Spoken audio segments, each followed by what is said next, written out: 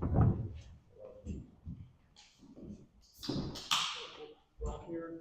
We're missing Debbie Scott tonight. She called. She's feeling under the weather and will hope to join us at the next meeting. So we're going to call the meeting to order. 7:02. We're a little bit behind schedule in the supervisors meeting. Everybody got a chance to sit in and be part of that. So, Tom, you can be taking notes. So we'll check. Okay, meeting agenda was sent out by Tom earlier. We all had a chance to look at that, I'm sure. So, second item on the agenda is the public comments. Any comments on the agenda itself? If there's any other comments that I don't want to make you wait to the end of the meeting. If you're only here to talk about something, we did that to another resident a couple of months ago. And try to avoid that. So, anything you want to bring up now, just don't plan to stay. That's great. Any public comments? Okay. The administrative items. Sylvia passed out the statement of financial interests. I filled mine out last year, I recall. So I think it has to be filed every year. Is that correct? Yes. So you'll fill it out this year for 2025 information. Okay. So you fill it out after. So if you want to get off the committee, just don't fill it out, boot you off. Actually, there's been people that have been fined. Individual people that have been fined for not filling them out. So you're gonna want to. I don't think it's a common occurrence, but PSATs stressed that when we were there. There's a potential financial interest to to fill this out. Yeah. They don't pay you anything for filling it out. They will. Who do we give that? We can start with last year's and just make edits to it, I hope. Oh, sure. Okay, because otherwise it's really painful. And it's online. How soon is this supposed to be? Yeah, Shirley's going to send it all to you, a link to you as well, so you can just do it online as well. Who's going to send that? Shirley. Shirley. Just get that extra sheet. And how soon do we need to have it? We need it back, what is the deadline date? March. Yeah, March. Yeah, March. That's what it was last year. Yeah. Yes. And so this could all be done online.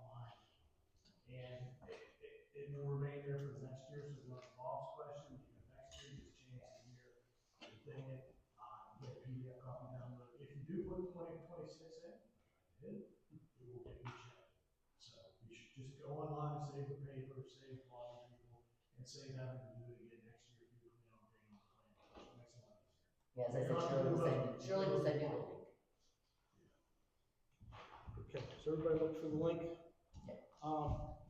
Sylvia passed out the Lancaster Township fact sheet during one of our previous meetings. We felt that may be a helpful thing to have with common information so that we all have the same facts and we're all looking at different things. So she put this together. Sylvia, you just want to go through it very quickly, explain what you have and what you found.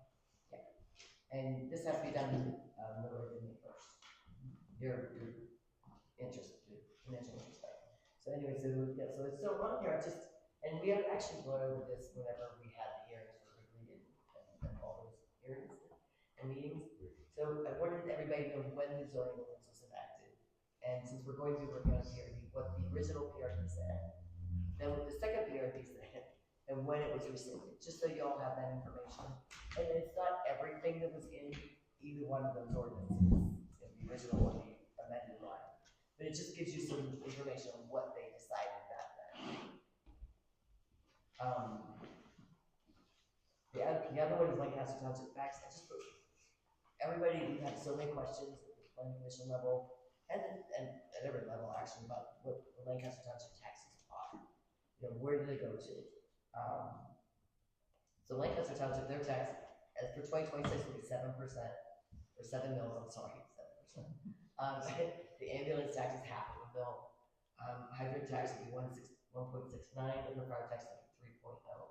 I did find out the hydrant tax I think originally was 1.22, I think, and it was raised whenever the Pennsylvania American raised the rate, so that's why they raised that. Fire tax originally was 1.5. I still have not been able to find where it was raised, but it was raised to 3 at some point. Question on the hydrant tax. Even even if you don't have a hydrant in front of your. You have to be within 700 700 feet, 750, 780 feet, 780. as the crow flies. Yeah. What It's- has to be, your property or residence or what? Your property. line. Okay. Yes, and the county actually does that calculation. Yeah, 'cause there's So then not several- everybody pays the hydrant. Yeah, I do at my house. I do, I have no problem, no access to public water. And I know several other people too. The ambulance It's service actually tax, is that, 780. Correct. Yeah, 780. the ambulance service tax, is that new tax that we just talked about? That we have money, township had money to cover this year? So half of, the township tax prior to this was 7.5 last year. So it will be 7 mils this year, and the hydrant tax, or the ambulance tax will be half a mil. So that could be, next year, if we don't have a surplus, then we may see that.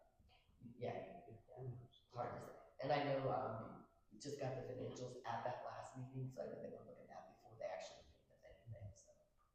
And it isn't uncommon, because I was talking with people from other townships, and it's something we're putting on everybody, it's not just us. Well, you hear on the news all the time about the ambulance services that are going under or ready to go under. And the township actually has a mandate to provide emergency services. So not that they have to have ambulances sitting in the bays back there, but there is some precedent for having to have something available. And they're really the only ones around right now in this area. How do they get funded? Are they, is that a regional fund, like we pay into some kind of, or are they independently operated? They're independently operated, but they are, they do of course get money from insurance companies whenever they do transports or, they also have a yearly or annual membership fee that you can pay, which I've always done only because insurance companies don't always cover all the costs of ambulance. Yeah. So it's actually not, I forget how much it is. I don't remember what it is, but it's not very high. But I usually do that, just to cover what the ambulance, or what the insurance company doesn't cover. So you call 911, Harmony responds. And 99 times out of 100. So my mother-in-law, the reason I was saying that, my mother-in-law fell at my house and we called the ambulance and Harmony wasn't available. They call Porterville. And Portisville took like 20 minutes. If they're the only two things in town, then, I know Cranberry's been up here. all Cranberries, so they would probably go third if they were. Whoever's available, yeah. I'm just wondering how that mandate runs and whether it runs to the township or not. So a lot of other townships have done the same thing. Some of them have added onto their taxes, instead of just taking part of what they were already charged. So our taxes are staying the same this year. Yes, for the township. I won't guarantee anything with the school. Butler County, I did not look up, I don't think Butler County raised their taxes, but I'm not sure. I did not look them up for 2026. I did this in 2025. They were 27.626 mils for Butler County. Seneca Valley for 2025-26 is 143.85. So I know people complain about their taxes a lot. That's where they're going. Just so you all know. And this is last year's number, it doesn't include. No, this is actually it's this year, it's 2025-2026 school year, but they could raise it in 2026 for 2026 and 2027. To build, I think they do theirs like They halfway. passed that school. to build a new dance hall, Yeah, that's what I call it. yeah. Can I comment on that, so, on the school tax? Since 2014, Seneca's taxes have went up 27.4 mils. Yep. And God only knows what they're gonna be next year. Taxes can be paid at a discount of 2%. Penalty is 10%. So if you pay them at, they give you 3 months: April, May, June, September, October, November, or October, November, December. One of those. So if you pay, the discount is you get 2% off. If you wait till the very end, you'll pay a 10% penalty. And the last time property values were assessed was in 1969. Changes to assessed value are only made whenever you sell your property. Then they will up it for whatever you sold it for. Or if you get a building permit and you add a room on, your taxes will go up, in most cases. They also have a capital tax of $5, again, I think it's more if you don't pay within the early stages of it, I think there is penalties added as you go. The earned income tax is 1%. The population estimated in 2025 was around 3,500 to 3,600. It's a moving number, so census the night and stuff really, that's the county's numbers, so I can't tell you how accurate they are. In 2020, there was 2,745. 2010, there's 2,532. In 2000, there's 2,511. I think if I remember right, when I was here back in 25 years ago, it was like 1,500.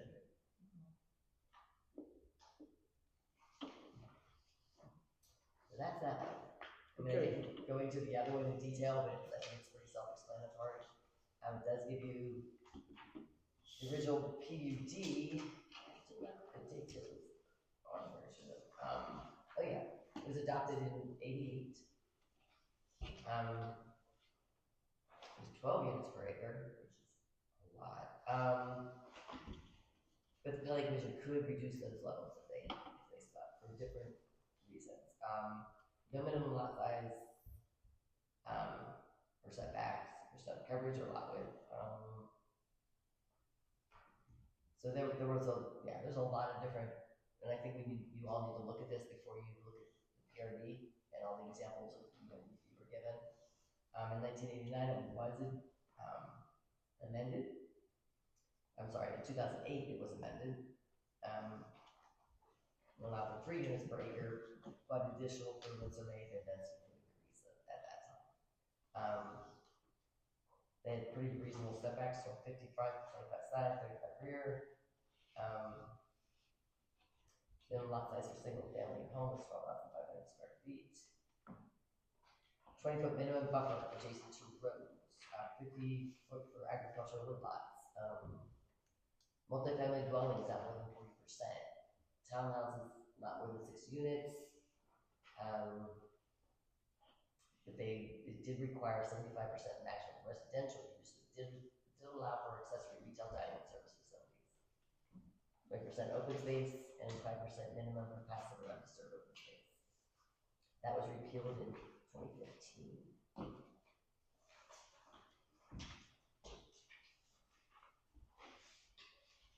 Were you here when it was repealed? I was not. And I believe it was repealed, from what I understand anyway, it was repealed because there were things that weren't quite kosher in it, from what I understand. Would you say that were they overly restrictive? I wasn't here then, so it's just from what I've heard, is that there were just some failures in language, kind of like we just had. So the same kind of thing. So I think that's why they repealed it. With the intention, I think, of doing it again, they never got around to it. Okay, well, thank you for putting all this together and explaining it to us. I think we'll be able to reference it. It will be helpful, and we never know when we need it, but when we do, we'll have it. So. Oh, the other one I gave you, I think it's kind of self-explanatory. It's the bond sheet that has a tiny print. It just shows building permits from 2017 to 2025 and what they were for. You're thinking of permit for hot tub? Yes. Yeah. You need a permit. And for solar panels on your roof. Yeah. You need a permit to repave your driveway. Yeah, you need a permit to repave your driveway. You really? Yep. It's already paved and like. But you don't need a permit to build a base. You mean to renovate basement? Yeah. Nope. Unless you change anything structural. I think everywhere else I've been, you need a permit to do that. You need a permit for a fence, a shed, A hot tub, you have to. a hot tub. Do anything in your basement. An ag fence needed? Or is that a fence out along the front of your property? You need a permit for a fence. I don't know the ag ordinance. I'd have to check on that. That might be a little different, but I have to check on that. I mean, whole buildings, modular homes, you demo building, you really do want a permit, because then your taxes will actually go down. So if you demo a building, you definitely want the permit. Decks, pools, some renovations, garages. Are the solar permits complicated? Are they getting more complicated, like? I mean, MDIA has to inspect it. I mean, it's a thing. I think most of them are weeks. Solar permits? It's a lot of permits. The fence permits are just for over 6 feet, or just for You over still have to have a permit. below 6 feet? Mm-hmm. Because we only got the zoning permit. Yeah, it's just a zoning permit. Oh, sorry. okay. I thought you I just stated that, yeah. This is got it. It's like, did we break some rules? We only built If you did, you just sold it. So. only 2 single-family homes last year. Yep, 2 single family homes, I think 2 modules. A ton of decks. I was gonna say, but 42 decks. A ton of decks. All right, well, a couple more administrative items I'll go through fairly quickly. We all got the contact info for our respective Yeah, e-com what's a good members. phone? So we've got phone numbers and email addresses if we need to contact each other, we're all welcome to contact in. The 2026 calendar for our meetings was approved by the supervisors at their last meeting. So what I sent out is good. Next meeting's gonna be 27 January. That's the last Tuesday of the month, as we've talked about. It's very likely that we'll be reviewing the Wrigley plan and potentially the log cabin plan. If we get that in. I don't know if they're gonna. Probably not the log cabin plan, but probably pretty sure we're gonna be on that page looks plan. And so one of my questions on these plans that we get, just because a lot of new members, I'm not really remembering the last time I did it. So our roles and responsibilities as the planning commission. Do we have an engineering and technical role in that, looking at the engineering plans and details and that, or leave that up to Gam Fleming? If we have comments or concerns about the engineering, do we bring them up on our own, or do we share them with you, Tom, and you evaluate and decide for the engineering No, standard? you can bring those up, any items that you have concerns with. I mean, the idea is reviewing it with respect to the ordinances.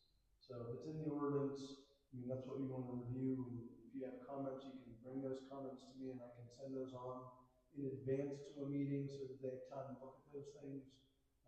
Or if it's something that comes up at the meeting, there's certain items that are, I'll say, generalities that maybe the ordinance doesn't really cover, but you may have a suggestion. I mean, that's really probably 90% of what we deal with. I mean, I think everybody's received our review letter. We go through the ordinance, pick out everything that's associated with the items, and when they look at that and they say, okay, we want to review these, and that was the issue, they want to change the drawings and change the submission to address most of those concerns prior to your next meeting. So, but yeah, anything you have a concern with, let us know. We can get those to them in advance. Okay, and basically what we're gonna be receiving is a concept plan, preliminary plan. Preliminary plan for their development. How much detail should we expect on that preliminary plan? I mean, is it, is it a 60% level of design, 40%, 30%? It's 100. It's a 90% as far as the preliminary, other than what's required on the final plan. So generally speaking, they will give you the final plan as preliminary to say, here it is, and then you review that to make sure it's consistent. So it's That would pretty much include what- streets and all that. Correct. All the roads, streets, storm sewers, Utilities. utilities are all located on that plan. I mean, they get into the wetlands, how they're discharging their stormwater, if they were putting streetlights in, not streetlights in, road improvements, all of that is on those plans and what you see. I think the zoning ordinances we were discussing, it describes what is required in the filing of the application. Right. Yeah, we have a checklist. But it's. So can we go through that in one meeting? Yes. Yeah, you can. Yeah. Because, Typically, Tom will go and review it, a very detailed list of here's the issues. Usually, or sometimes they have enough time to go back and fix those issues. So then when it comes to us, they'll say address. And then we just discuss the discussion points, things that they might need a waiver for. things that, we want to just say, hey, did you think about this? For example, in this one here, parking.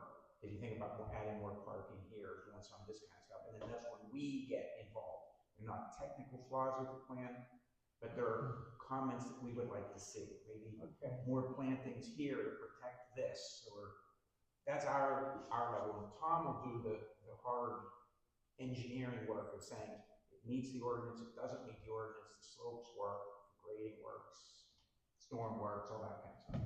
Another example, like, again, past planning commission, but there's a public storage facility going in. And the ordinance just vaguely said it needed to match architectural styles of the community. What does that mean? But they typically have these big blue and orange buildings, and it was gonna be very prominent. So we asked, hey, can you make this more brick and stone and, maybe have less lights? That would be, light pollution for the community. Things like that aren't clearly defined, but things that we would like to see. Like a second ingress to a development. You can ask, but those are the kind of things that if they met the ordinance, you can't deny for. You can't ask. I can see that as being a suggestion, more You can suggest, and maybe have some kind of value that's brought out of that. And there's often some It's not negotiation so- points that you can negotiate on, that if they need a waiver on something that they can't achieve, and it's a reasonable waiver, you can ask for, say, hey, did you consider doing this as well? How about helping us here, kind of thing? Okay. No, we would recommend approval of that to. Ultimately, you either recommend or deny it, depending on what's in there. Typically, the supervisors in the past haven't liked to see, an approval with contingencies, a long list of contingencies. You want to get those down to, the generality stuff where they have to provide bonding and covenants and stuff like that. So you don't want a whole list of things where you're going over and trying to decide whether or not you should do something. So you want to see a final plan that's pretty close to a final plan. When that goes to the supervisors, is that something they have to have a public meeting for, or that just goes to supervisors? There's nothing in the ordinance right now that requires a public hearing for these developments. The prior PRD ordinance mandated basically a hearing, just to get comments from residents and neighbors. So that's something that we consider when we go through that part of it. But it does require a public meeting. It is a public meeting, but it's not a mandatory, not a hearing per se, but it would go before the supervisors at a public meeting. Okay. Now, I think Lancaster has like duplex splits, things like that, or administrative, correct? They do not have to go to a public meeting? So there is a level of plan. It's a minor plan, a lot line revision, anything less than 3 lots. It bypasses this planning commission, but still goes to the supervisors for approval. It's still a public meeting. Oh, yes. Yeah. Yeah, everything goes through a public meeting, but some of the things where you don't want to have a meeting to discuss something that's going to take 4 minutes to act on, so the administrative aspects have been taken away from your plate, so to speak. Actually, that's a good question. So we don't have pure administrative approval of something like, the classic example is take a duplex. And you're gonna take a single lot and build a duplex on it. And after the duplex is built, you get a party wall down the middle and they're now splitting into 2 parcels. That's a standard procedural administrative function. Many municipalities have those handled administratively, and everything goes to the supervisors. We don't have that. Correct. It goes to the supervisors for approval. Bypasses the planning commission. Yes. Goes to the supervisors. Interesting, because maybe that's something we want to consider, because there's some of those that are just so slam dunk that why go anyway? Correct. So I'll just ask the planning commission, while you're reviewing the Wrigley plan, if you see things in there that aren't required by ordinance, but you think, hey, we should add these in, it's a great way to mark them down and we can crank them into the new salary or the new PRD or the zoning ordinance, whatever is appropriate. So this will kind of facilitate our thinking and say, hey, look, this would be great, more parking, as Bob mentioned. The second entrance, those kind of things we already included, but we may think of more as we're reviewing that, so keep that in mind. Keep in mind, what you wanna ask for too. For example, a second entrance is really not gonna happen. I was being facetious. But there are cases now at a concept stage. Hypothetical. At the concept stage, some requests like that might be reasonable. Yeah. But at this far along in the game, they can't get an HOP for two entrances probably. And it would require a total redesign of the development. So they might as well throw it out and start over. Or if I could comment too, when they were here before, and some of you made that comment, you know, two entrances, or, so they did, I think, I don't know what most current plan they put in. I think they are going to try to do at least a somewhat of a boulevard entrance. There was what? Yeah. The plan Yeah, shows it's a short boulevard. boulevard entrance. And the other thing that you know, what was it? There's something else y'all had asked for, they did it. It was something you all just mentioned here that you might think about asking for. What was it? There was one other thing that they asked for. Pardon me? Parking. They did put in extra parking. They call that extra? They did. Oh, okay. Supposedly. They put in, they had like three different like mini parks in there, and they put parking in those 3 locations. They scrapped the last meeting because of the vacation of the engineer. Is that? Yes, correct. That and they had a lot of items to address, and it was gonna go to a meeting to discuss all those items that they couldn't deal with, so it was a waste of time. This gave them a little more time to make some of the changes they need to make before the next meeting. It's hard to get those turned around because we're talking multi-page plan sets. And it's hard to get all those changes made in a couple days' notice. So none of you have seen like a plan submission, because what? It's 30 pages. I downloaded it all, I started something through it. Is it, the official name is Wrigley Development or is it Page Place. That's the public name. Yes. Mike, you had a question? I did, based on the conversation that just transpired, I would strongly encourage you, what Matt said, the concern about a second entrance, which at this point in time is too late in the game, as we pointed out. Had that been brought up at the beginning, as a negotiating factor, I still don't agree with Paul, I don't think we've ever done a second entrance in the plan. But I would encourage you to, because that's gonna require an ordinance, I would encourage you as a planning commission, if you feel strongly about that, because I think it's gonna happen again and again and again. Petition supervisors, petition us, send us a recommendation that we consider putting an ordinance together for whatever it is you guys decide. I know you're debating between 30 and 50, I think the final decision was 40 that you came to, but I think it's a dangerous situation that we have.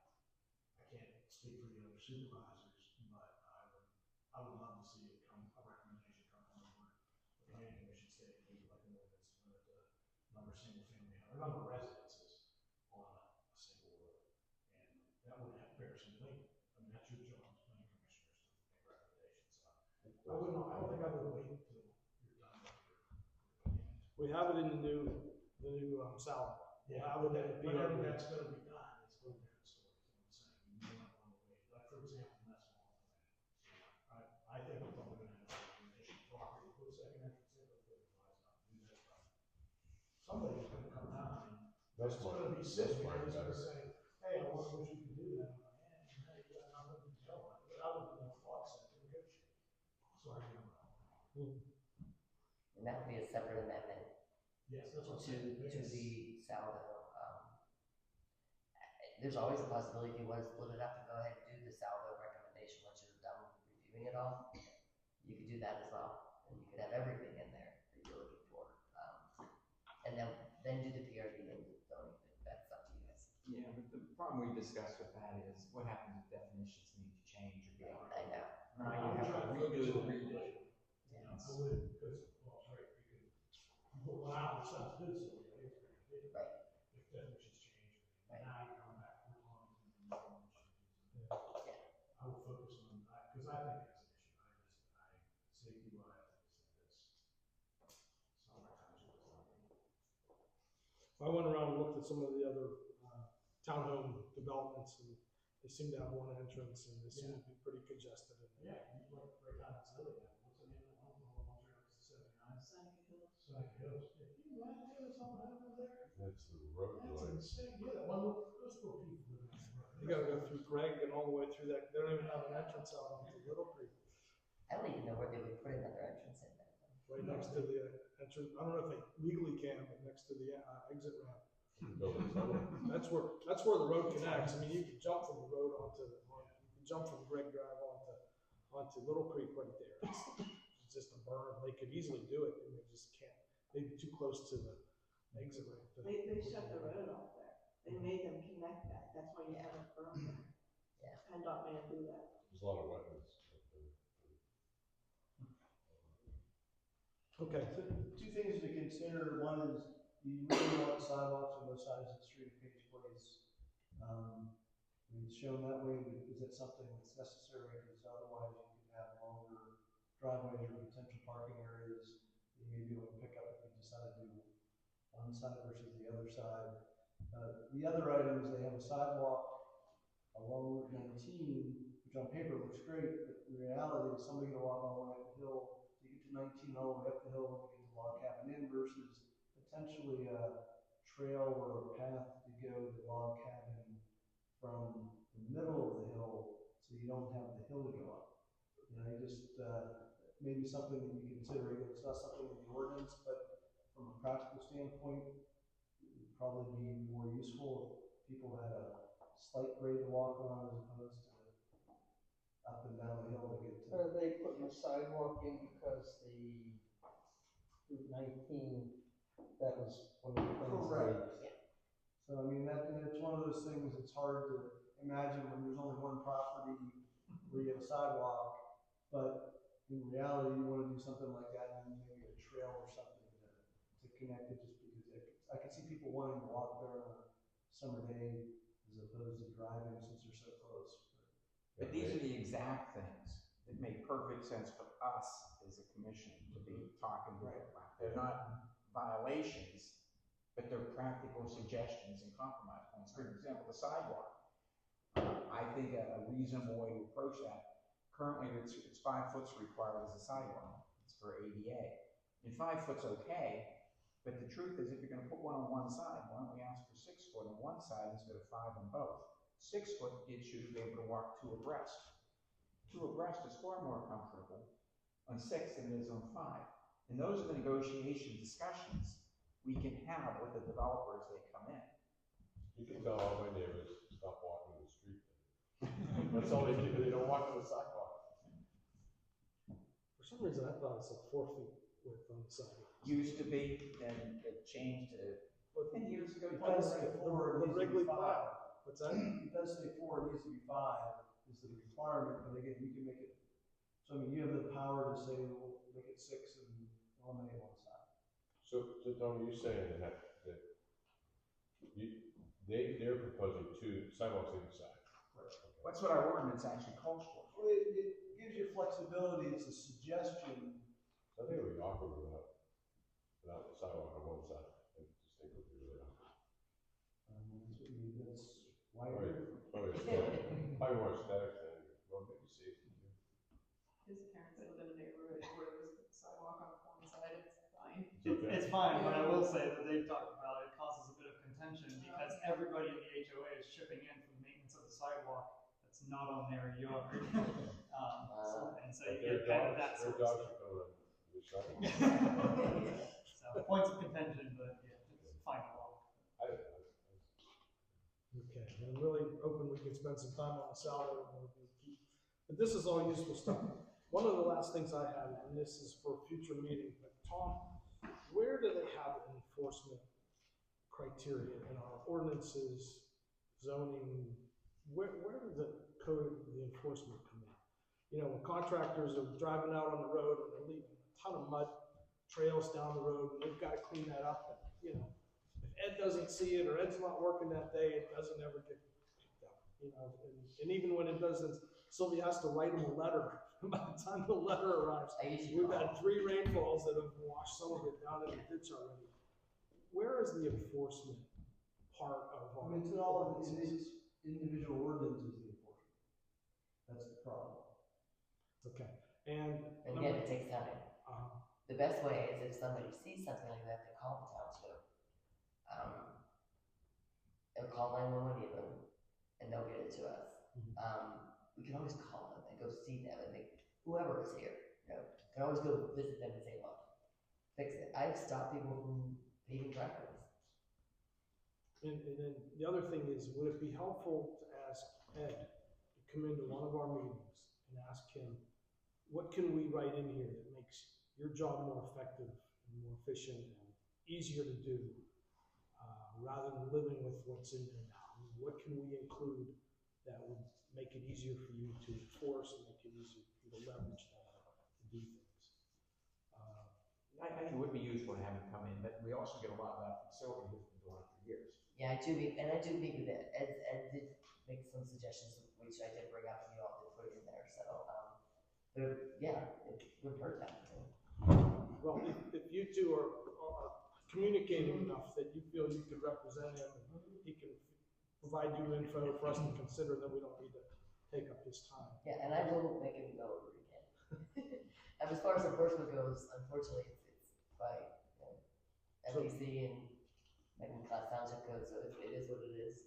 We can't really make substantive changes. We can't make it more strict. That was gonna be my next question, is on some of the things, cleanup, things like that. Oh yeah, some of it does need to be done, yeah. We can make it more stringent, right? We cannot. Fine, You're talking fine. about cleanup for contractors, cleanup for residents? Cleanup for the contractor, when he's pulling his, when he's pulling his concrete trucks out of the muddy lot, and runs down the road and just throws mud everywhere, and the developer, the builder saying, wasn't me, it was go call the concrete company, they're the ones that tracked it all over the place, and everyone's going like this, and people are having to drive through it, and before you can even get anybody out there to clean it, it's all smashed into the road. In most cases, actually, if we catch them when they're doing it, they will get it cleaned up immediately. We did have a problem over in Plantation. Somebody was building something in their yard. Their contractor put, I don't know what it was. After me, I hope. After you, yeah. Okay. Yeah, it was a bump. all over the road, and we caught them immediately, and they went and cleaned it up. If they don't, the township can clean it up and build it.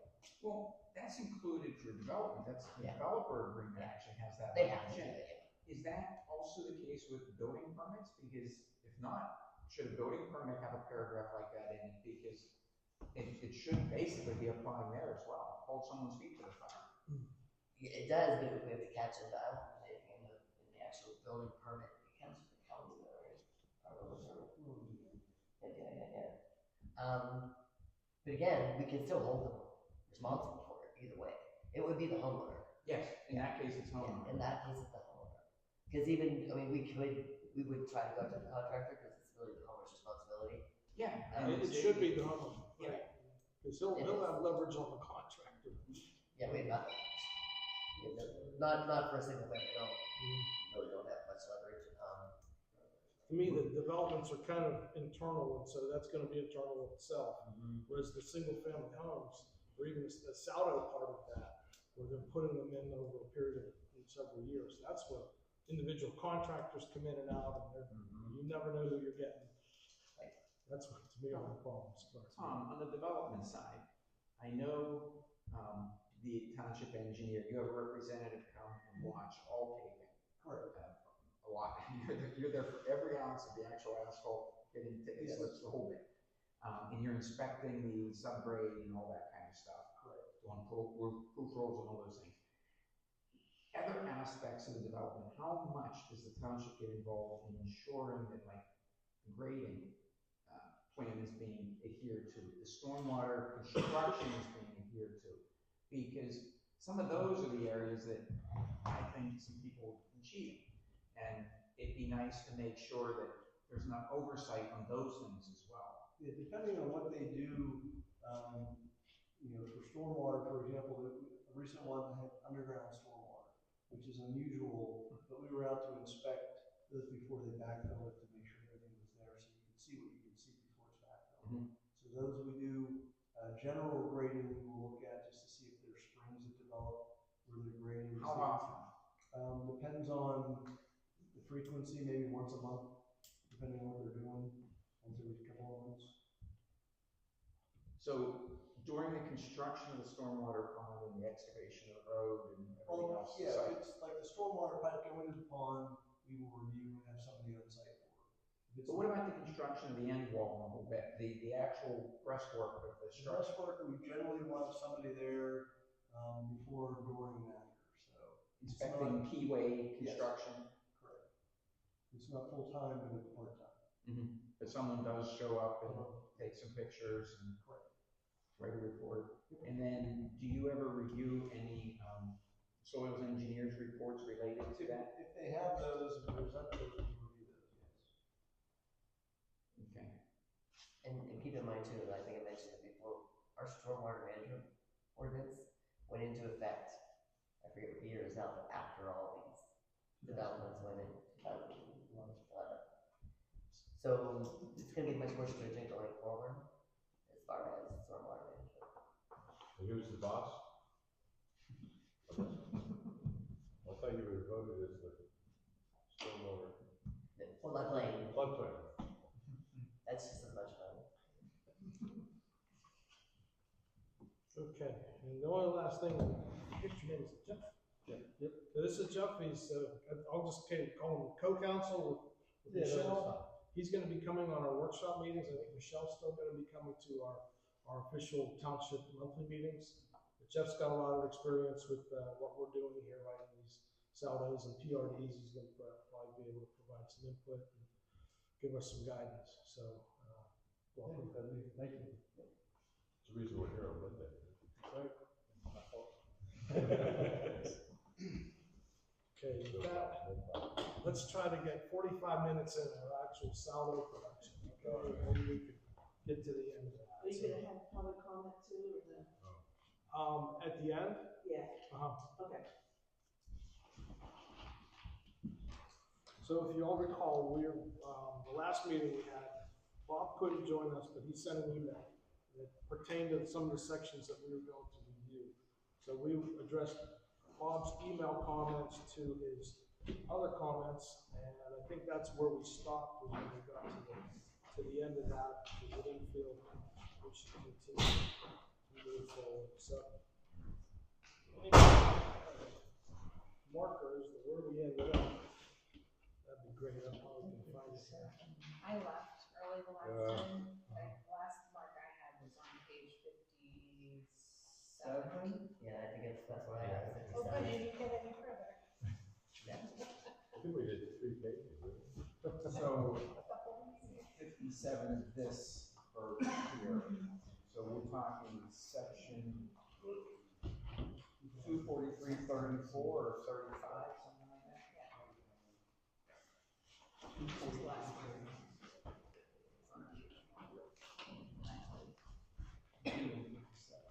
Yeah, my notes stop at the end of page 57.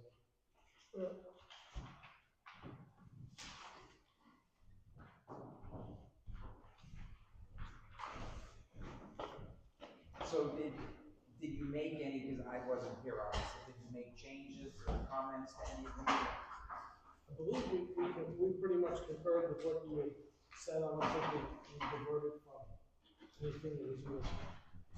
Hold it down, the comments, and made recommendations for it. And Tom took the notes on those things, that the next review, we'll see all that stuff. You'll see the revision marks. Okay, so I guess then, are we starting on page 57E? Is that where we're at then? That would be 243, 34E. Is that where people want to start? Okay. So that's erosion and sediment control measures and facilities. So I'm looking at the right place. Yes.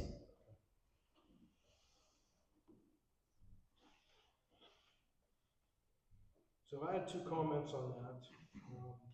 And those were from our notes on our original discussions. And we were gonna add it, instead of upon completion, it was NPDES is not required upon completion. Where are you at? 2 comments of, that'd be. On F, F you're is saying. G, yeah. Okay, so we're in F then. Okay, yes.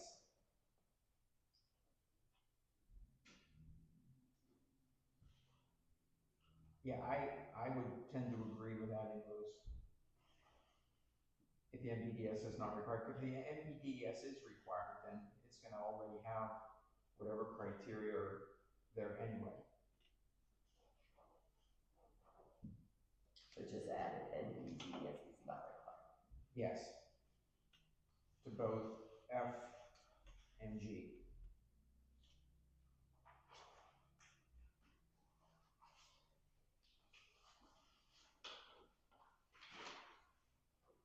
I can't remember if the last time we talked about D. I had circled, in there, in that sentence, that the ENS plan should be prepared by a person trained and experienced in erosion and sedimentation control methods and techniques. Do we want to be more specific about that? Is that usually a PE? Well, that's a good question. It's a PE when we're doing ENS plans for development. That's always gonna be a PE. But do you have any other smaller subdivisions that you get that don't have PE seal on them for those?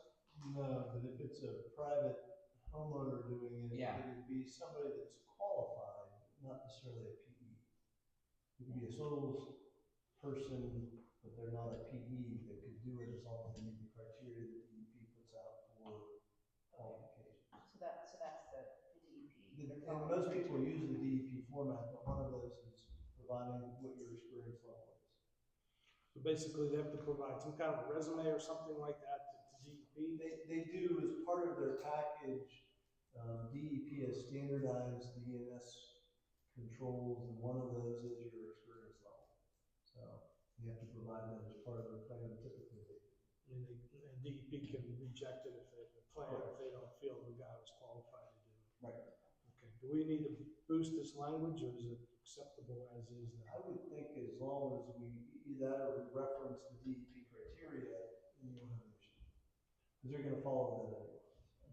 Oh, I remember we got kind of bogged down in this because it's a very important subject. And because of all the public comments we've gotten on the storm and erosion problems. You were gonna put more teeth in this? Is that?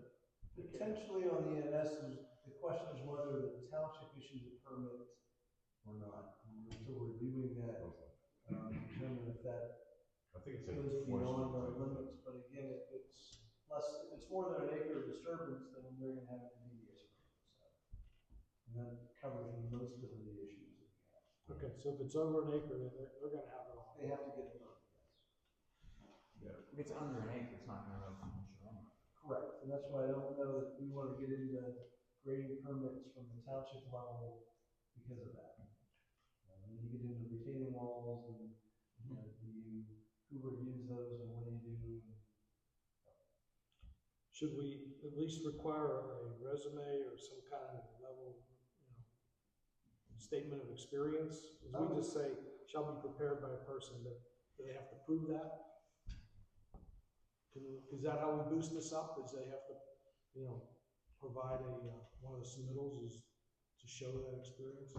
We just put for DEP regs. That's why I'll pull that out of the DEP regs and reference that section. Yeah, Okay. I think that's gonna be the most straightforward, and it'll stay, but if they change, will be consistent with it. I think the concerns that I had was, these are all kind of permit side of the business, and then you get into the operating side of it, where you want to have control, because that's where I would say people cheat. That, in my experience, you put all this effort to get a permit, and then no one abides by it, and then no one's watching you, so you're looking around and like, I'll keep on doing it. So that's the teeth. I don't know how you put that in there, but that's an enforcement type issue. Well, I think that's covered more under the stormwater management ordinance as well, because that's put the teeth into a lot of these regs. I can bring copies for everybody, or send you all copies if you all want copies of that. Okay. I'd like to make this as stringent as. Just want to be careful that you don't I mean, as. change. I'm not so worried about it being stringent, so much as being enforceable and monitored. Yeah. That's the more And important, engineered. because what's already required is pretty good. And I know what's coming, next from the DEP is actually gonna be almost onerous. 26, they're changing the amount of acreage per pond and everything else. It's gonna get very stringent. So meeting that stuff is gonna be hard enough to begin with, but the cheating is where you're saying, just because the plan says this, what was actually I got a permit, built? I got a permit. What was actually built, and are we enforcing that what was That's, built meets that's more my what was on point. the plan? Because engineering can look great on paper, but what happens once it's in the field? Correct. So that's the part that we need to make sure is. That's all the questions. And that's all outlined in the form of it.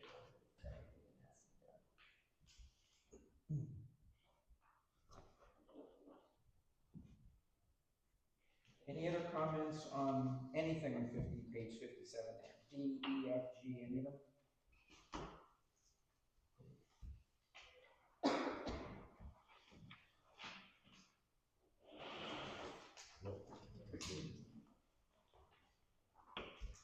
Next comment I had to review was on number 9 on page 58.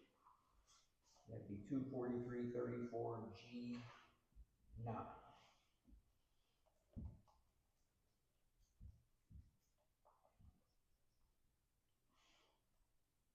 So that was my comment about if you just stop at the road right away, it doesn't necessarily fix the grading the whole way up against the township road.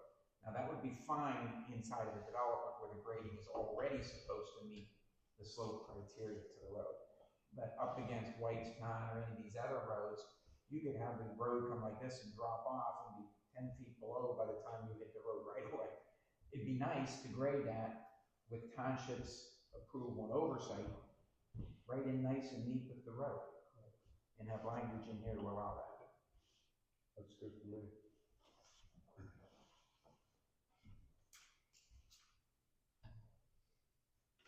So how do we want to change that wording then? Or are we?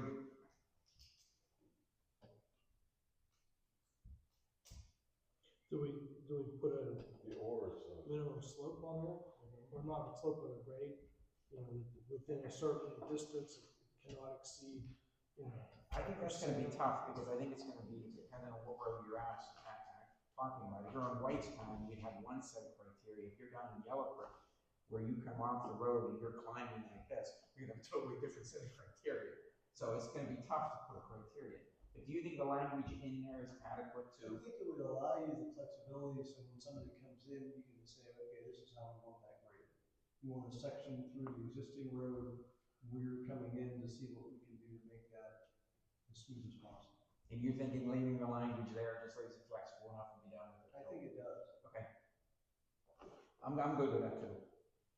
does cartway need a more definition, cartway of something? It hasn't done. It's the development, right? Gotcha. The hard part is that most of the cartways in new developments are 24 foot, something like that. And the cartway, like White's Pond Road, is 18 foot. So Or 16 or whatever it is. Yeah, that's depending on where you are.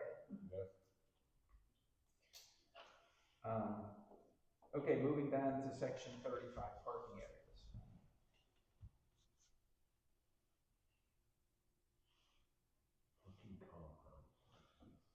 So the discussion we had was when you had a slope coming off, a parking area coming off of the slope, then we had these two different grade criteria. The other one was basically making it fit, right? Correct, and I guess the question here boils down to maybe we even need a different definition in the process, because parking compound, are we talking a Walmart parking compound? And then you have slope criteria for horizontal and longitudinal kind of slopes. Versus in parallel parking or even head-in parking off of an actual road. So say, for example, you've got, and I do this all the time, you'll have a road climbing at 8-10% in a development, and I want to put in a half dozen parking spots that you can pull into. Well, your horizontal, your cross slope of that is going to match the road, 8 or 10%. It's going to fail. What are the criteria in here? Maximum 5% cross slope. But we allow them to put a road in at 10%. So we then say, because you can put a road in at 10%, you cannot put in parking on that road because you failed. Yeah, then it's benched, right? You gotta cut, you gotta fill. And the developer's gonna say, no, we're not putting any parking in. And now we've defeated the point, the idea is you want parking. So I don't know if it needs to be separate definitions, that when you have a parking compound at a Walmart or an Aldi's or something like that, you've got certain criteria for actual bigger lot areas. But when you're putting it in along the road, it's a different definition for parking that allows you to match road slopes, whether it's parallel or head-in parking on the road. Call it compounds or off-street parking. Yeah, there's the definition that right now, parking compound, an area utilized, excuse me, for the parking of 3 or more vehicles on a lot used for purposes other than a single-family dwelling, i.e. residence and or agriculture. That's the definition of parking compound. So do we have a definition for parking on a There's a parking lot. Walmart? Oh, so parking lot is that? There's a parking area for vehicles operated by a public agency or private entity, whether for profit or not, which is available to the general public. That takes care of Walmart then. That takes care of Okay. it. So then our parking compound, I think, here when we talk about parking compound, we should have some comment in here matching the road slope, not to exceed something close to whatever, either exceed the slope of the adjacent road or match it within 1% or something consistent with that, whatever Tom thinks would make sense. And then I don't think we need another definition in, because parking compound then obviously applies to just these, not to Walmarts. There's nothing here for parking lots.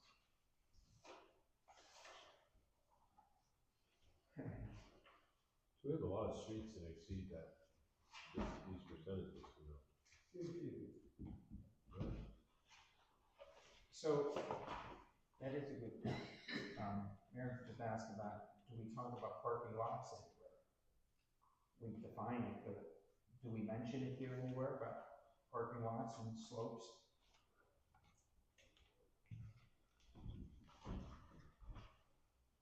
Does not appear in this section.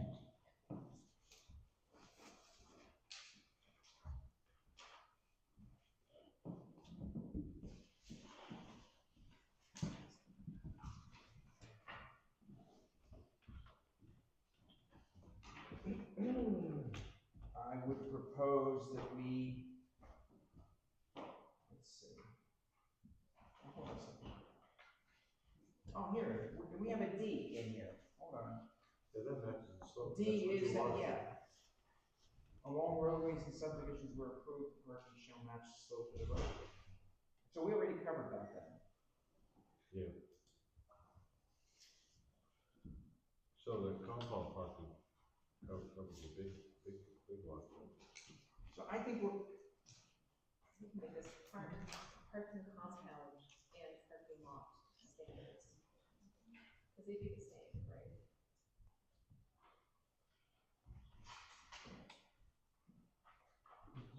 Parking lot standard has dividers in the requirements, so you don't have a blanket parking lot, you have to have access ways for sidewalk, egress and egress from the park.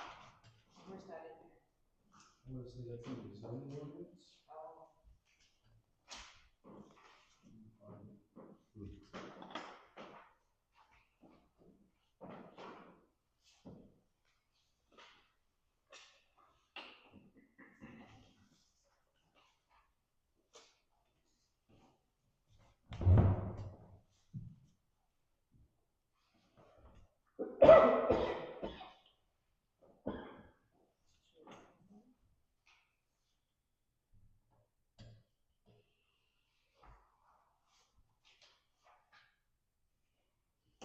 I need to hear that definition of compound and parking lot again. Imagine that's at the beginning of. Yeah, it's it's in on the page definition 21. section.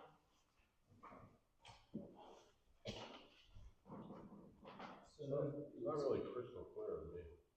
There is a section about off-street parking requirements in zoning ordinance, and that more or less goes to any apartment building, major commercial, what their requirements are for parking. In terms of units per, spots per unit, or Space and how the parking is laid out. is that where it belongs? Because if we have parking here, wouldn't we wanna bring that parking back into here? And then Look into driveways and traffic aisles and how that's played out. To me, isn't that more of a subdivision? it is more of a subdivision, more of a land development than it is zoning. Zoning would say you need Zoning says 42 spaces. correct, 2 units per EDU or whatever the number is. And it handles that aspect of it, but it shouldn't address necessarily the configuration of that parkway. And that configuration should go back into here, Mr. Paragraph. I agree with you. I think that would make sense to pull that concept back into here. Keep the density calculation where it's at in zoning.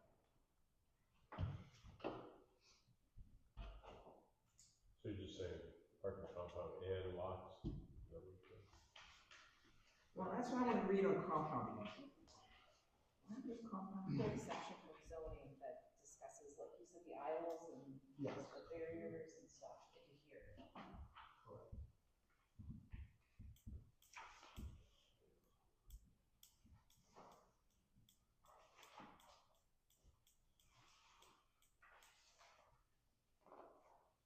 Okay, where do we have parking compounds then? An area utilized for parking 3 or more vehicles on lot used for purposes other than single-family dwelling or agriculture. So, when the Wrigley plan, when they put those extra parking spaces, that's a parking compound. Is it, or is that fall under what we have as D on this section here? Along roadways and subdivisions where approving parking space shall match the slope of the roadway. And that's independent, that's not part of parking compound when this is D. Correct. Because So that's pulling that out as a separate definition of parking anyway by listing it as D. Otherwise it would be under C. Yeah, I agree. So if D does not apply to parking compound, what other examples of parking compound are there? I guess you could argue that, like the little animal hospital down in Jackson, right south of us. Would that be considered what would be here as a public compound and not a heavy compound, not a parking lot? Or is that a parking lot? Parking lot because it's a one land development. Okay, so what else, where else do you have a parking compound? Well, I think maybe the definition difference is whether it's private or public. I wonder if it's like at the, community center that Arden has built. That's possible. Now, Is that the you're parking talking compound? Hampshire and Meredith. There is no He said- such thing as a public lot. Walmart's lot is not public. It's private. That's a private lot. But we're imposing standards on it under parking lot definition. Walmart put us. Available to the general public. It's available to general public, but it's private. A public parking lot would be right here. It's a community center. That's public, owned by the public. Available for the public, owned by the public. Walmart is private, available to the public. But the parking lot definition is public agency or private entity. It's got both. As both. So it Correct. covers that. And But then my question then is the animal hospital down there a parking lot, not a parking compound? Yes. Okay, so then we've eliminated most of the parking compounds. Right, but if you had a townhouse, each place and you had, parking for each of those units and then inside it you have 3 parking spots or overflow, that's a compound. So it's tied to any of those units, but it's available for them to be able to park. To me, that's what a compound is. I can see that, and so a clubhouse in my developments, that's not on the street, you pull into a lot in front of the clubhouse, you've got parking, that would be a parking compound. parking So lot. it's still a parking lot because it's associated with the clubhouse. It's operated by somebody, some entity. I did a quick search through your guys' Eco 360. The only time you mention parking lot, aside from the definition, is the exclusions of an open space in common open space in 300-9. That's it. That's the only time it was the parking lot anywhere. It's in the definition. Another definition, yeah. As an exclusion. Maybe we should take it out of the definition. But I think that's. So I'm getting confused. I think that's where it would apply. If you had a townhouse or a quad or something, and you had parking that wasn't associated with, you know, A specific residence. specific residence, The but to a use. group, it's not tied to a building.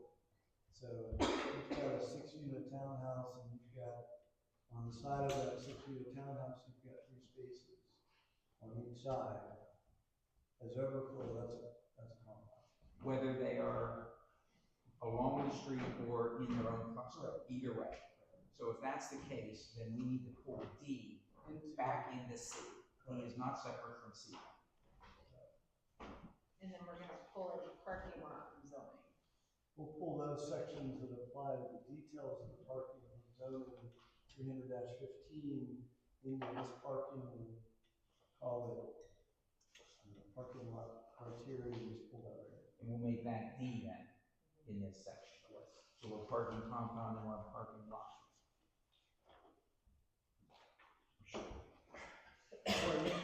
Light and speed again.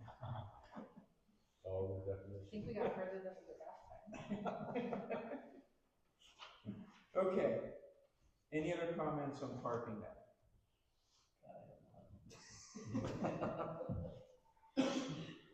No, it's all a good discussion, all that stuff has to be in there. It does, and clarity is important. Yep, I agree. It might sound petty that we're talking about it, but It's not, clarity no. matters.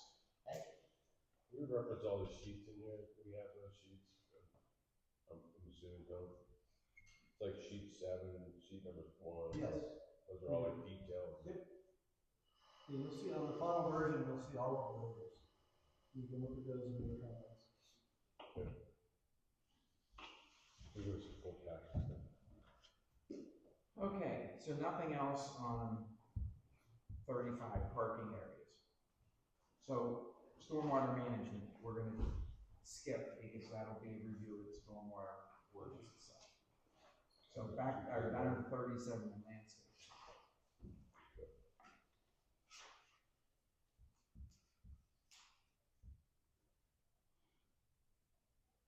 Is this going on our buffer stuff, guys? Jeff, you put in here somewhere? We worked on that a while back, right? Yeah, that's all part of this. Yeah, your buffer zone is what you're getting into now. Okay. So you sort of looked at that once before. Oh, he's got buffer yards, I'm sorry, I got it myself. So why is 37B, why is that highlighted on Township Road? We either added it or changed it, because that's what we tried to do, is highlight things that were added or changed. Yeah, because remember, we already reviewed this all once before. So these are highlights of previous changes. But there's no comment to that. Well, what That's it why I'm is it's a little different than what the standard is that the Route 19 committee put out. Because it has items between the sidewalk and the road. So that's why it's highlighted, because you have a standard on it in conflict. I understand that, I didn't know that. And again, it's on township road, so the Route 19 committee is Route 19, so it's not township road. So technically, it's not an issue. But that's, I think, why we highlighted that, is just to emphasize the standard for state It's on road. the side of it. I'm still good with what's here, I have no issue. Any other comments related to that? No, that's a good delineator. 19 for the corridor is a state road. It's not a township road, so. What's the definition of planting? Ooh. Okay, so like, what if you had like the road, and then grass, and then the sidewalk? Like, is that the grass planted? Planting, Well, well, planting, it should that's be. a claim. It should be, grass is allowed. So grass should be allowed, but we don't have to find plantings, do we? Nope. I was just gonna look there. We don't have, Can't imagine we would. Organic things that are put near it. although we go on, if you look, we have planting plans, there's a lot further on. I think describes plantings a little bit more, but we need a definition. I think it should be a definition, and it should exclude, it should be things other than grass. Right? Because you definitely want grass between the street and the sidewalk. Right. That's a good point, though. No definition. Okay, anything else on page 59? On the parking, because this is, or not parking, on the plantings, landscaping in the on-street and off-street parking areas there.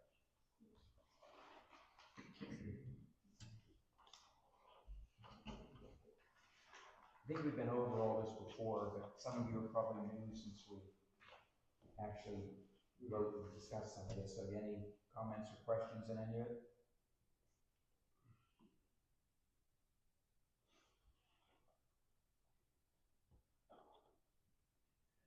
I had a comment down on page 60, number 5, ground cover. Mulch stone similar materials may be used sparingly. Oh no, it was the next. We used to have a pervious surface, apparently. Was that removed? Did we decide to remove that? Pervious surfaces? I think we did. Does anyone remember discussion on that? I'm not remembering. I do not. I don't either. I see my comment there and I'm thinking, what did it say before and why did we move it?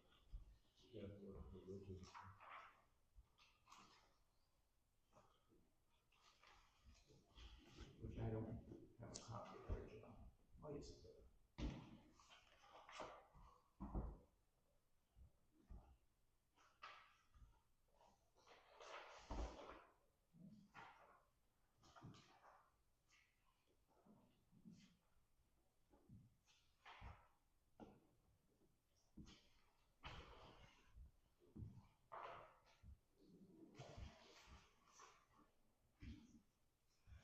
Nope, it's not the version I have here for you. I don't remember why. Did we discuss pervious surfaces then? If you have a pervious surface?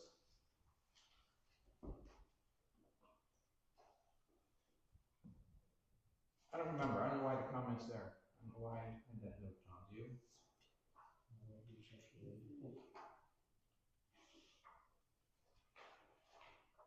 So that's item 6, right? So, Well, apparently there used to be an item 6.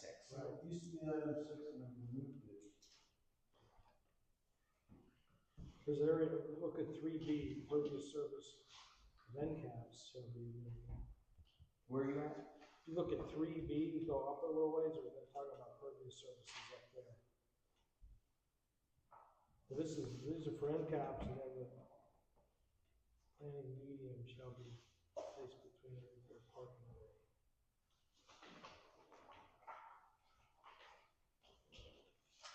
I'm wondering if we found it to be duplicated for what was above. I'm still not seeing where you're at. So go up a couple numbers. Oh, okay, there, B. 3B.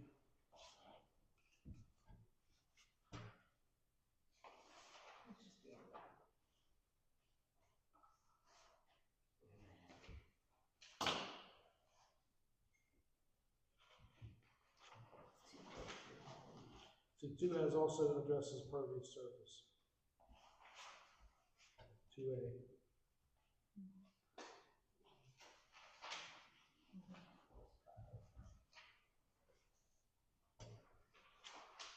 Do you happen to have the original, Tom? I do. So it talks about pervious surface. Remember, 10% of the parking lot area is required to be pervious within the interior parking lot, which we needed to define. We felt that 10% was too much based on the number of spacing requirement.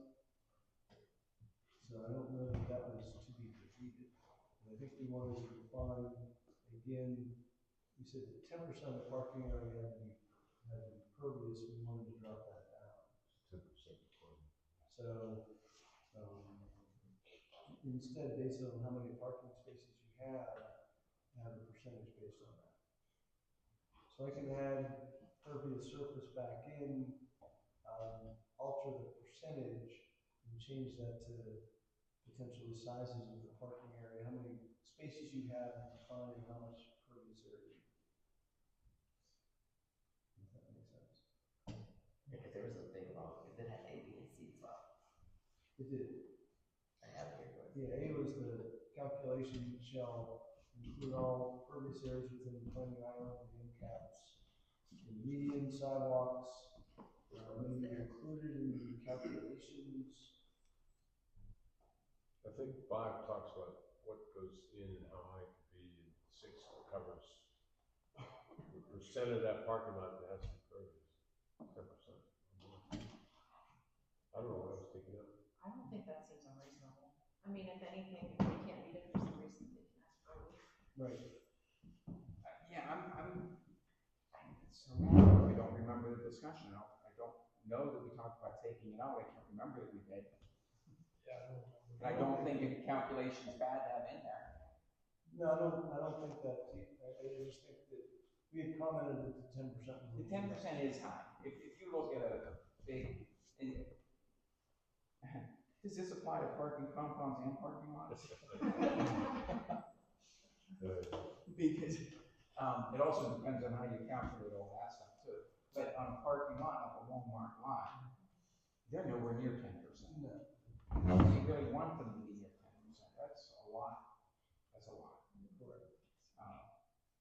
What do you think Walmart would be in time in Cranberry? I mean, I can look at that because they had basically buffers around it that are all calculated in. I could do a calculation to see what that percentage is, but it's gotta be 1%, if that. It's not very much.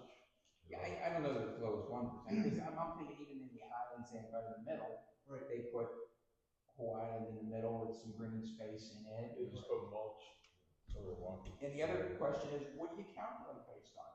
Do you calculate based on just the asphalt area in, or what about the whole perimeter that surrounds the whole parking lot? Because that should be calculated into it. Planning islands, end caps, sidewalks are all included in the calculation. But what about outside of that? So the perimeter property from there, from the edge of the parking lot to the property line, that's pervious space that should go into that calculation. Because they didn't run asphalt the whole way to the property line, most likely. And all that should count in the calculation. Yeah, it should. I'm thinking for parking compounds, it's probably not going to be an issue because you've got so much green space around them. But for parking lots, it'd be nice to know where they're at. You could put gravel there. Yeah. But we also mentioned in here we want to use mulch, stone, and similar materials sparingly. We want to try to be green. Right. Which I think the wording there is reasonable. What's sparing? That's another one of those negotiation points. That's a attorney's term. But if I'm hearing correctly, we want Tom to put 6 back in. We go back in. To do a little digging, not a whole lot, but a little digging into 10% is the that. 10% is how reasonable is 10%? How close is Walmart to 10%? And then we can make a judgment from there. If we think, you know what, we want to be more green than that, and you say they're at 5%, then maybe 10 is reasonable. If you say they're at 1% and we want more, maybe we should be at 5. I agree. Do something. That's something. AI says it's a very common standard, 10%. That's worse Well, than. then. So the internet must be true. Must be true. It says 10 to 25%, actually. Yeah. That's high. They're probably counting the perimeter. I don't think I want a parking lot to run off into the ground. Okay. Trying to move along.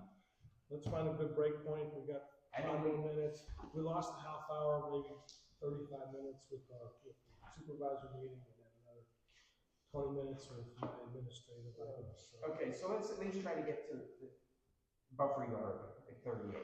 So we'll finish up this stuff here. Foundation plans. Anybody have any comments on any of that?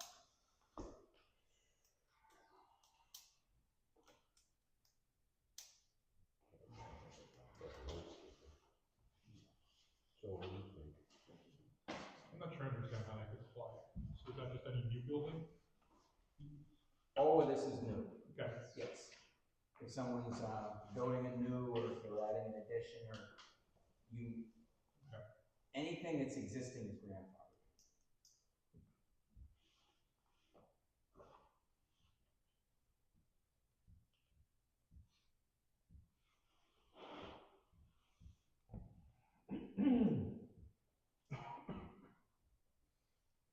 So, street trees, F. Outside the road right away. You good with that, Tom? Yes. Okay. So, for example, Wrigley coming in, that's gonna put their trees that they're gonna plant at least 12, 15 feet off of the asphalt. Now, what about, do we address, what about trees in an island coming in on the boulevard? Let's, They're in the road, right? they're in the road already. And there's no other place to put them. We're going, because we do want green there. You want green, but you don't want tall trees. You don't want something that's gonna obstruct. Or the branches come out, and the trucks scrape against them every time they come in and out, so. Or the roots dig up all that. The roots heave over the pavement. It's not gonna be, Wrigley, that divider is not gonna be very wide, so. No, they're normally not, and even if they were, it doesn't matter, it's still all on the road right away. So do we want any language in here to talk about not, or do we just leave it at, they're outside the road right away, therefore they just by definition cannot be in a. Correct. Yeah, they would be a shrub or something, it wouldn't be a tree. Disappointing. I just know that my boulevard going in at Duffy Highlands, I love that look. I got a boulevard of 30 trees going in, right centered on a flagpole, centered on the clubhouse. And those are actually deciduous trees the whole way through. I think we use Cleveland pears there, I think what we use. When you wanted to, if you do that, something like that, when you want to define how wide the planting area is, before you decide what to put in there, because if it's, not very wide, I think they want trees. I don't have a problem with keeping with what you're suggesting here. But I do think if someone wants to come in and argue a plan, I would be inclined to give them a waiver, even for a maple. If they want to put a maple in, I know that there's a lot of nice developments that you get a 40-foot maples in, and you clear the top or the bottom 16 feet, you're driving under those maples going in. Looks really nice. But heave the roads of those maples out, it's Oh, maples definitely. Maples and oaks definitely heave things. And keep in mind, it's gonna be a township road. And I'm not, I don't object to leaving it the way it is. And if someone wants to make a good case for why they want different, I would be inclined to let them do it personally. Lightning speed again. I'm a conifer guy. Let's see.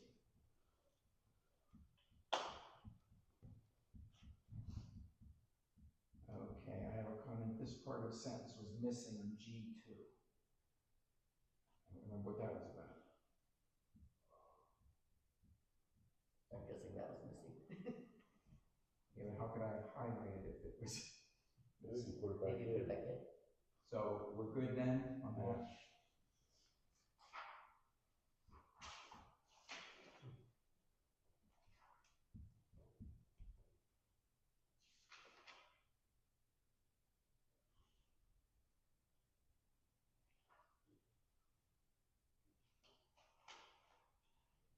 Okay, and then on H, steep slope vegetation, Dave's comment about changing it to PE with geotech experience. I'm fine with that. Yeah, I'd go with that. With that? does it have to be, go through from Ohio? Those Ohioans, They have steep slopes in there. they don't, it's all black. Actually, what do you require in terms of PE certifications here? Is it PA. PA? Yes. PA certified PE? Okay. There's no, Some states allow professional geologists to make these kinds of Yeah, In yeah, we wouldn't California. accept- if it was, if somebody stamped it in Ohio, we would require it. As a seismic and, Okay. is 25% of the standard care? That's 1 out of 4.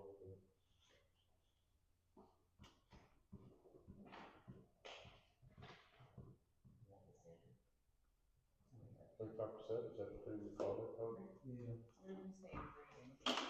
I like it better than 1 out of 3, because that's what I'm used to. Yeah. That's 1 out of 3 is where you don't touch any vegetation. I like, the 1 out of 4 seems more conservative. 1 and 4 is gonna require, 1 and 4 would require Wrigley to have a geotech PE sign off on the grading plan, is essentially what this would be. Yeah. Which I don't object to on a site like that. 1 and 4, you're moving a lot of dirt to chase dirt down 1 and 4 I slope. think they're, That's the problem. they're putting a sedimentation pond down there too. So I don't object to having a geotech look at a 1 and 4. Shallower than that, I don't think is necessary, which. That's good. I was just double checking. Yeah, I think that's right. I've seen 1 on 3 slope slide. Oh, yeah, I've definitely seen 1 3 slope slide as well, but here we're talking about, you can't clear the existing slope if it's 1 and 4, if you're gonna grade and do things on it, which I think is reasonable, because you're gonna want someone to go and look at those things. And then you can engineer it to 1 and 3 or 1 and 2. Okay. That gets us to buffer yard. Any other comments on anything we've talked about?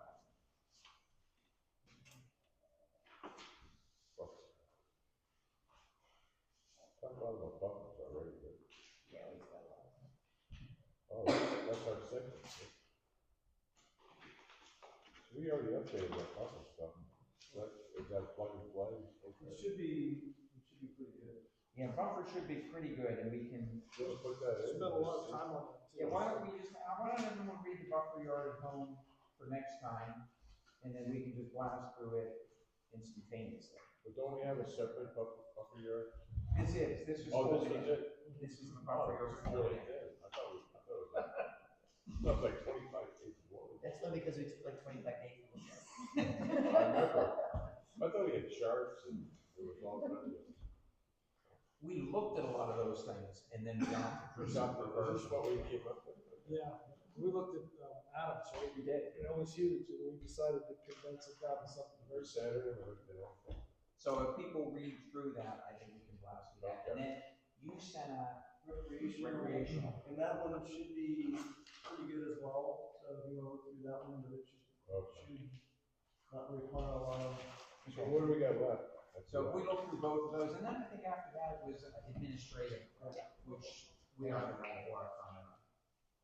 So I think if for next time, not next month, a month from now, we're already going to do it the next meeting, not guarantee Wrigley's going to be up the next meeting. But the next workshop, we plan on addressing those two, actually address the rest of it, but those two are the ones people should do homework We on. finish it next time? I think so. I think the next workshop, we should get through both of those in administrative and have this to the point where you can do, getting the final cleanup time. And then after you get it all cleaned up, we go through it again? No, we put it to bed temporarily while Okay, we go do zoning and PRD. okay. Then when we have those done, we do a quick review of all of them, so we make sure that definitions and all are consistent. Then we send it all together at one time to the supervisor. We don't like, Yes. we don't send it, okay. Now, the problem, if we sent this now, after we're done with this, if we come up with, oh, parking compound should have been defined differently, we gotta redo the ordinance again, and then it needs another public hearing again, it needs, just to clean up a definition that we screwed up on because it didn't meet what we need in the zoning ordinance. So, it'd be nice to package them together. Hey, I was researching, fees, we were talking about fees last time, so. I think Jackson Township charges $1,200 for dwelling. For their subdivision. Yeah, they actually, I actually just was looking at Jackson today. What do we charge? Do we charge? like a general fee Just, you mean like for just a building Final permit fee? or for subdivision? for subdivision? For subdivision, it depends. From 2 through 4 lots, we're actually updating all of that. I'm looking at Jackson's as a model. So all of that's gonna increase. But we do still charge, like per acre fees, Okay. so it does really add up. I think. I was just saying, Wrigley, $100,000, a lot of money to talk. Well, we can charge a fee, like a permit, application fee. Yeah. But I'm not trying to then, be and the greedy. other fees are based on whatever were billed by the engineer, attorney, any professional fees. So we do make them do a deposit, and then as we get bills in from all of our professionals, we deduct it from there. And then at the end, they'll get back, not the application fee, but they will get back any remaining fees. So the township, nobody else in the township's paying for Page Place's engineering fees that Tom does, or attorney's fees that we need to do. Oh, so their fees cover all the expenses that they were. Yeah. I thought it was a bona fide tax. Nah. But we do have in the past negotiated most of the developers is $2,000 per door as a fee that they donate to the township. I mean, those can be like the park fund and whatever. Yeah, I think the last time. Projects. Yes, I went to the park fund, some went to roads. I think it was split between the two Roads, yeah. for our. So, I mean, it adds up. Yeah. But we are working on that. We are going up all our even application fees. It does take a lot of time to try to make sure it's not costing anybody else in the township for some reason. And I'm not sure anything's been done in the new municipal. Not yet. They have to do a land development plan for that. It's gotta go through the, I think they're still doing the soils testing. A lot of testing between that. I was curious, that's Yeah. new progress. Yeah. Cool. Okay, comments? Connie? Okay, so these are all based on personal experience with 2 different developers, okay? So a lot of it has to do with enforcement, like we've been talking about, and I mentioned this multiple times over the last year and a half. Enforcement should be done not just by phone call or a letter, email, whatever. It should be first time a warning. They don't comply, there's some high fine. They still don't comply, they get shut down until they start complying. You know, dust control is a huge one. Houses were caked, buildings were caked, cars were caked, trucks were caked. There was some of the neighbors had swimming pools, had caked full dirt and then dust and everything in their water, in their pools. Hold on a second, Connie, wait a minute. Do we have any provisions in there for watering? Like in a development, I know I water, I need to. There are provisions, and if we get a complaint, we make sure that they do that. Okay, so there are provisions, Yes, and it's based on complaint. it is. We drive through, it's dusty, we complain, we get calls in that says, hey, there's dust, and we complain about that, so they fix those. They address it. They have a watering, they usually bring the water truck out there. Okay, sorry to interrupt, Connie. That's okay, and then it rarely ever happens. She was shaking her head. I'm sorry, Matt? You were shaking your head, so. Yeah, because it didn't happen. They might do it once, if you're lucky. No spraying, I can't remember what they call this stuff. They spray out with the grass to get it to grow or whatever. I just see. Hydroseed, thank you. That shouldn't be sprayed. I can tell you for a fact, me with no lung problems had a hell of a time breathing for a couple days after they sprayed at Scenic Ridge and Orange Woods. Now my mother, my brother, my grandfather, who's all got lung issues, my son, they couldn't go outside hardly at all until it dissipated because the spraying, it was terrible. Forest Woods, contractors constantly were on Saltworks Road. They were part of the provisions and stipulations by the supervisors. Not one contractor was supposed to be on Saltworks Road, and they were constantly on there, including when they logged out. Nothing was being done. Then the one thing that really irked me when I come across this last year was when they first started doing Orange Woods back in the early 90s. I come across some drawings when I was doing some deep diving on some properties research, and come across some drawings that they had done, and on my parents' property, it had buildings that were no longer there, and the buildings that were there weren't even on the site, weren't even on these drawings. Okay, number one. Number two, scenic ridge. You're saying, Connie, you're saying in the existing conditions plan of development paperwork, okay. Yeah, like, yeah, I'm looking, I'm like, those buildings have been there for years, but yet the house and everything weren't there. Okay. When you're saying on the existing drawings, you were saying go back to 1988 or something. No, these were like in the line three. No, there's an existing conditions plan as part of the submission, which should show adjacent properties and buildings. Yeah, so then, scenic ridge, we found this out during the middle of the lawsuits, that the township supervisors, including, I believe Silva's on the sign-offs, that their house was not even on the property, not even on the drawings. They had barns on there. There's never been a barn on that property, ever. And that's what they have located right there by the house, somewhere near the house, I believe it was. So I think it should be mandated that, the planning commission and the supervisors, and even the zoning boards involved, should go out with those drawings that are submitted and walk that property and verify what's there. You know, the surrounding properties as well as what's existing on the property that wants to be developed or whatever. And talk to the neighbors. Find out what actually truly does happen, not what theoretically should be happening, but what truly happens with the water runoff and everything prior to the development. But for safety purposes and so people's properties aren't devalued, compare what's on those drawings to what's there. You know, this is asinine. It's simple. Just don't assume that what they submit is correct, because like you guys are saying, they're going to cheat the system. How many times have I know a lot of you guys weren't here at the time. People from the HOA at Scenic Ridge has come to the township meetings asking, where's the proper drawings? What's here existing does not match up with the drawings we're seeing. We're missing storm drains, we're missing this, we're missing that. So, you know, somebody needs to come up and enforce and make sure things are being verified. Just a quick question. Sure. No, to Tom. Oh, I'm sorry. Existing conditions. I've actually never in detail looked at them. Where does an engineer get the existing conditions for these surrounding buildings? They'll either use LiDAR mapping, or they will have past surveys that were done, something like that.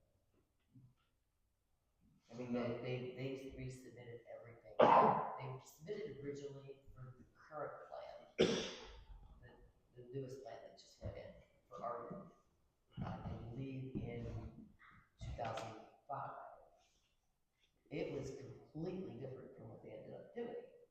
So anything in 2005 was not going to show anything current by any means.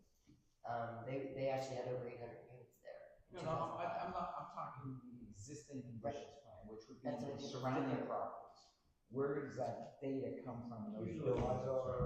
LiDAR scan or previous surveys. Yeah, Google Earth these days, right? You can actually go back. Here's the thing, yeah, the Google Earth isn't even accurate.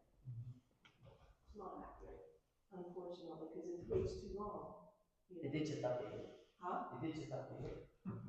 You can get professional level satellite imagery that's way better than Google Earth. And they fly the Earth 38 times a day. Wow. And they map the Earth.